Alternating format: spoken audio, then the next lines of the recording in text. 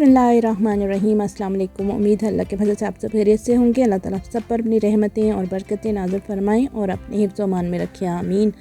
तो जी, आज मैं आपके लिए बना रही हूँ चिकन कोरमा। चिकन कोरमा बनाने के लिए मैंने 1 किलो चिकन लिया है और उसमें अदरक लहसुन की पेस्ट शामिल कर रही हूँ। अदरक लहसुन की पेस्ट शामिल करने के बाद उसमें शामिल कर रही हूँ नमक, लाल मिर्च और गरम मसाला पाउडर। ये तमाम चीज़ें डालने के बाद इसमें मैं शामिल कर रही हूँ दही आपने शामिल करना है 4 से 6 टेबलस्पून के बराबर और अच्छी तरह मिक्स करके आपने आधा घंटा चिकन को मैरिनेट करके रख देना है। और चूल्हे पर आपने प्याज को चढ़ा लेना है।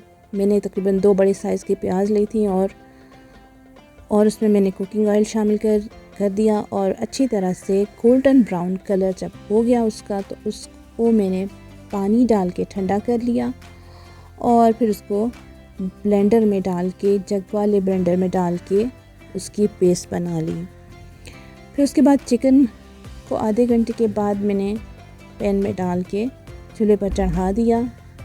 बहुत ज़्यादा तेज़ आंच पर नहीं रखना, चिकन को हल्की आंच पर ही रखना है और ढक्कन देकर आपने तकरीबन 15 मिनट के लिए इसका पानी खुश्क कर लेना है। जो दही का पानी होगा वो खुश्क हो जाए तब तक आपने इसको पकाना है। दही का पानी खुश्क होने के बाद थोड़ी देर के लिए इसको भून लेना है और भूनने के बाद जो पेस्ट हमने बनाई थी प्याज की वो शामिल कर लेनी है। अब मैं पेस्ट शामिल कर रही हूँ।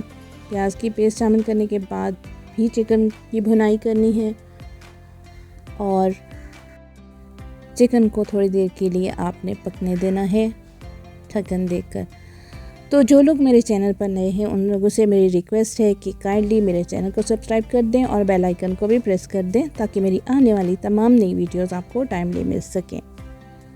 तो ये देखिए जी, माशाल्लाह से चिकन का पानी खुश्क हो चुका है। प्याज का पानी, दही का पानी, तमाम पानी खुश्क हो चुके हैं और चिकन बहुत अच्छा सा गल भी चुका है और भुन भी चुका है। अब मैं थोड़ा सा पानी शामिल कर रही हूँ। अगर आप पानी नहीं शामिल करना चाहते तो आपकी अपनी मर्ज़ी पर डिपेंड करता है।